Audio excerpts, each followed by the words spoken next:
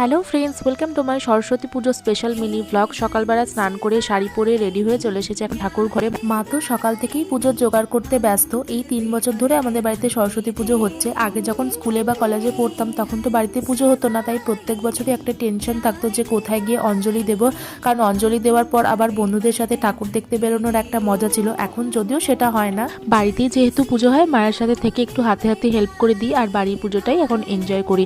এই হচ্ছে আমাদের সরস্বতী ঠাকুর, খুব সুন্দর করে ফুল দিয়ে সাজানো হয়েছিল। কেমন লাগছে কমেন্ট করে জানিও। আমার সব স্টুডেন্টদেরও বলেছিলাম আসার জন্য, সবাই তো আসতে পারেনি, বাট কয়েকজন এসেছিল। প্রথমেই দেখো এই খুদে স্টুডেন্টগুলো এসেছিল, ওরা কি সুন্দর শাড়ি পরে ঘুরতে বেরিয়েছিল। আমার তো ছোটবেলার কথা মনে পড়ে যাচ্ছিল যখন আমি মায়ের শাড়ি পরে বন্ধুদের সাথে ঘুরতে বেরোতাম। তারপরে আমার আরও কিছু স্টুডেন্ট এসেছিল, সবাই মিলে একসাথে বসে পুজো দেখলাম আর তারপরে অঞ্জলি দিলাম। আর সরস্বতী পুজোর দিন কি কি খাওয়া দাওয়া হয়েছিল বাড়িতে সেটা আমি একটা আলাদা মিনি ব্লগ শেয়ার করে দেবো, অবশ্যই দেখো। এই মিনি ব্লগটা ভালো লাগলে please do like and subscribe. Tata.